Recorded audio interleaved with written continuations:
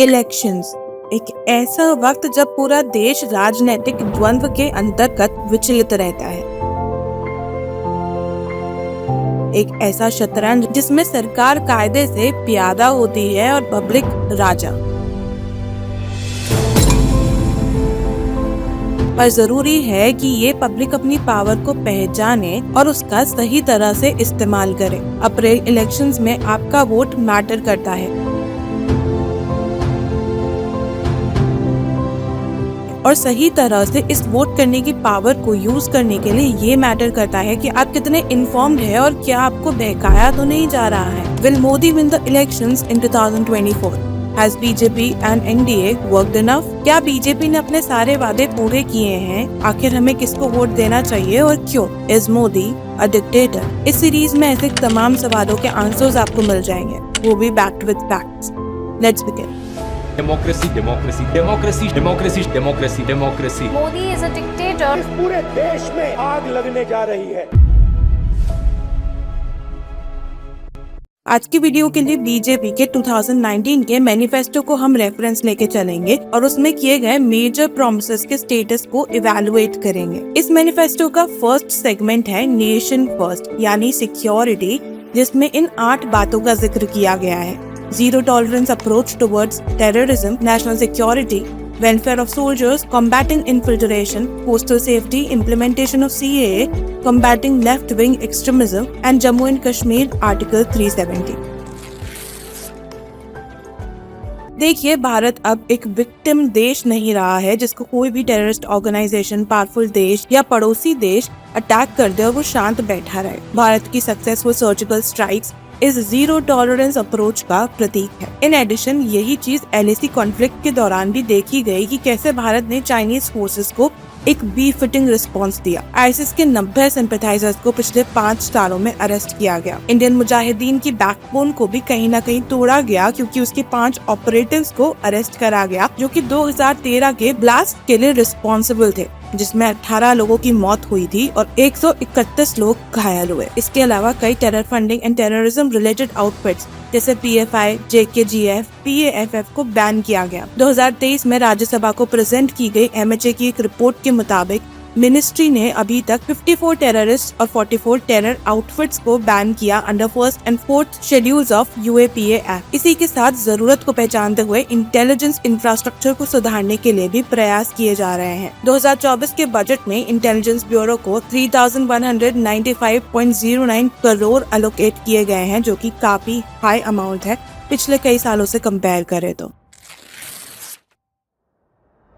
National security को और robust करने के लिए डिफेंस एलोकेशन को 2019 के 3.19 लाख करोड़ से 2023-24 में 5.94 लाख करोड़ तक पहुंचा दिया गया है, जो कि तकरीबन दुगनी वैल्यू है।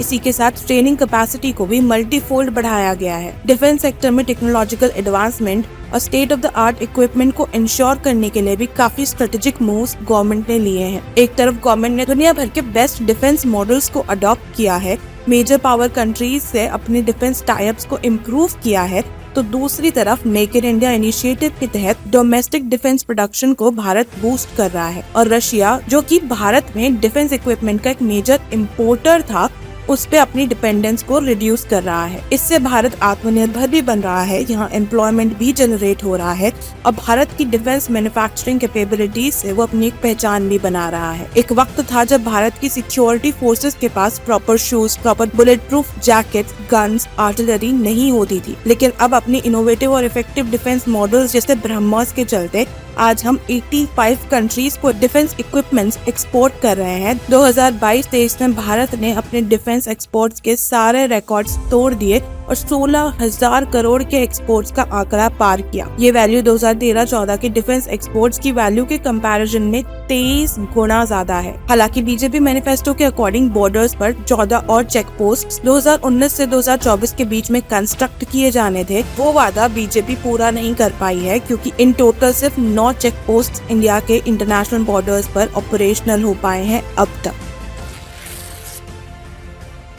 इंडियन आर्म्ड फोर्सेस के सोल्जर्स के वेलफेयर के लिए भी करंट गवर्नमेंट ने काफी पाथ ब्रेकिंग स्टेप्स लिए हैं। इसमें 1 rank 1 pension scheme, ex gratia payments को सिग्निफिकेंटली बढ़ाना और आर्मी पर्सनल, उनके विडोज और फैमिली के लिए जॉब में reservations, employment, educational scholarships, LPG, petrol और डीजल में कंसेशंस, ये सब शामिल है। हाउएवर, एक सिग्निफिकेंट इम्प्रूवमेंट इस दिशा में ये है कि आर्म्ड फोर्सेस को अब उनकी ड्यू पावर्स, ड्यू अथॉरिटीज दी जा रही हैं। इन एडिशन, रिमोट और इनहॉस्पिटेबल एरियाज में ड्यूटी कर रहे आर्मी पर्सनल के लिए अब लिविंग कंडीशंस को बेहतर बनाया गया है। अब बेसिक फैसिलिटीज वहां उपलब्ध कराई गई हैं। मार्च 2021 में सुप्रीम कोर्ट द्वारा इंडियन सिक्योरिटी फोर्सेस की विमेन ऑफिसर्स के लिए परमानेंट कमीशन पे रेस्ट्रिक्शंस को भी खारिज किया गया, जिससे जेंडर डिस्क्रिमिनेटेड अप्रोच के खिलाफ एक major reform Indian armed forces में देखने को मिला। CAA बीजेपी मैनिफेस्टो का एक प्रमुख भाग था, जिसको भी रिसेंटली मार्च 2024 में इम्प्लीमेंट कर दिया गया। इसके रूल्स को नोटिफाई कर दिया गया। Despite protest, प्रोपेगेंडास and misunderstandings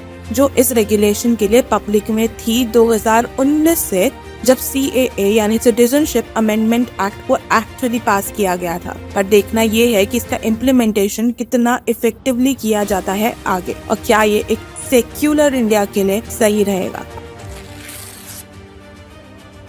article 370 का अब्रोगेशन, जो कि बीजेपी सरकार के मैनिफेस्टो का एक अहम मुद्दा था और जो कि पिछली कई सरकारों के मैनिफेस्टो का अहम मुद्दा रह चुका है और जिस पे एक्ट नहीं किया गया था, वो भारत की इंटरनल सिक्योरिटी को एक मेजर थ्रेट था, टेररिज्म का भी एक मेजर सोर्स था। इस आर्टिकल 370 को करंट गवर्नमेंट में अगस्त 2019 को कॉन्स्टिट्यूशनली अब्रोगेट करके इतिहास रच दिया एज प्रॉमिस, जिसके बाद जम्मू कश्मीर में 70% डिक्लाइन देखने को मिला टेरर रिलेटेड इंसिडेंट्स में।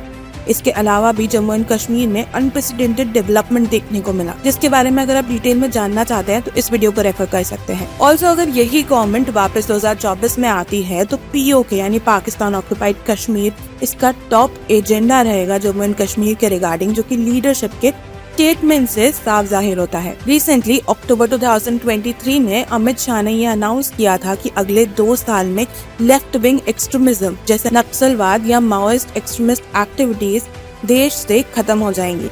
ये एक बहुत बड़ा स्टेटमेंट था। लेफ्ट विंग एक्सट्रीमिज्म को कर्ब करने के लिए सरकार कई डेवलपमेंट प्रोजेक्ट्स इन एरियाज में जहां ये एक्टिविटीज पीक पर हैं वहां इनिशिएट कर रही है। इसी के साथ सिक्योरिटी फोर्सेस को कई गुना इन एरियाज में तैनात किया गया। PIB की एक रिपोर्ट के हिसाब से माओइस्ट स्ट्रॉन्ग होल्ड्स जैसे बिहार के बारमासिया और चकरबंदा और झारखंड के बूढ़ा पहाड़ और पारसनाथ में सिक्योरिटी वैक्यूम को एलिमिनेट किया गया और इन एरियाज में 200 नए सिक्योरिटी कैंप्स ओपन किए गए। एडिशनली 17,600 किलोमीटर की रोड्स इन रिमोट एरियाज में बनाई गई और हेलीकॉप्टर्स और अनमैन्ड एरियल व्हीकल्स जैसे ड्रोन से इन एरियाज में रेगुलर मॉनिटरिंग को बढ़ाया गया। स्पेशल इंफ्रास्ट्रक्चर स्कीम के तहत भी इन एरियाज में 14,000 डेवलपमेंट प्रोजेक्ट सैंक्शन किया गया, जिसमें से 80% ऑलरेडी कंप्लीट हो चुके हैं। एडिशनली लेफ्ट विंग एक्सट्रीमिज्म को कंट्रोल करने के लिए 992 करोड़ अप्रूव किए गए हैं, जिससे इंटेलिजेंस सर्विसेज और स्पेशल सिक्योरिटी फोर्सेस को इन एरियाज में एम्पावर किया जा सके।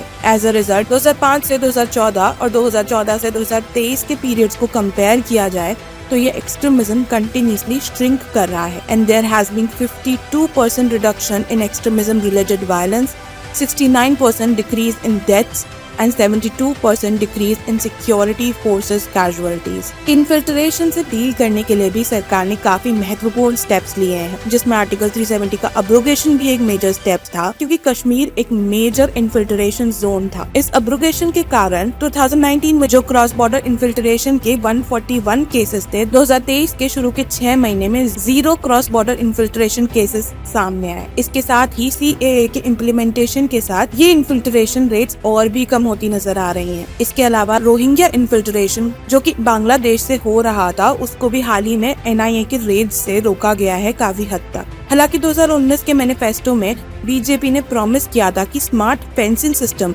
जिसको असम के दुबरी में इम्प्लीमेंट किया गया था, इन्फिल्ट्रेशन को रोकने के लिए उसको बीजेपी देश के सारे बॉर्डर्स पर इम्प्लीमेंट करेगी। ये काम इंडो पाक बॉर्डर पर और इंडो बांग्लादेश बॉर्डर पर तो किया जा चुका है, बट इंडो म्यांमार बॉर्डर के लिए स्मार्ट फेंसिंग सिस्टम का इम्प्लीमेंटेशन अभी तक कंप्लीट नहीं हुआ है, although the work is in progress. 2024 में इंडिया की क्राइम रेट है 445.9 पर 1 लाख पीपल और ये 2020 में थी 487.8 पर 1 लाख पीपल। यानी ओवरऑल क्राइम रेट में डिक्लाइन देखने को मिला है, पर कहीं ना कहीं ये डिक्लाइन सफिशिएंट नहीं है और इस पीरियड में क्राइम्स अगेंस्ट विमेन 4% राइज किए हैं, जिस डायरेक्शन में सरकार को कुछ ठोस कदम लेने की जरूरत है। हालांकि ये क्राइम अगेंस्ट विमेन का राइज इसलिए भी ज्यादा दिखाई दे रहा है क्योंकि अब जो नंबर ऑफ केसेस रिपोर्ट होते हैं वो बढ़ रहे हैं। यानी अगर ओवरऑल देखा जाए तो सिक्योरिटी रिलेटेड जितने भी प्रोमिसेस बीजेपी ने अपने मैनिफेस्टो के थ्रू पब्लिक से किए थे 2019 में, उनमें से 85% से ज्यादा बीजेपी ने फुलफिल किए हैं, which is definitely a phenomenal performance. पर there is a big room for improvements और ये साफ जाहिर होता है मणिपुर रायट्स जैसी सिचुएशन से। यानी हमारे देश को इंटरनल सिक्योरिटी और क्राइम को लेकर और भी ज्यादा मेहनत करने की जरूरत है। इस सीरीज के आगे के पार्ट्स में हम 2019 बीजेपी मैनिफेस्टो के बाकी सेगमेंट्स को भी ऐसे डिटेल में डिस्कस करने वाले हैं। So stay tuned. और अगर आपको वीडियो पसंद आई हो तो subscribe to the channel and press the like button. Comment your feedback and share the video क्योंकि ज्ञान बांटने से ही बढ़ता है। जय हिंद, थैंक्स फॉर वॉचिंग।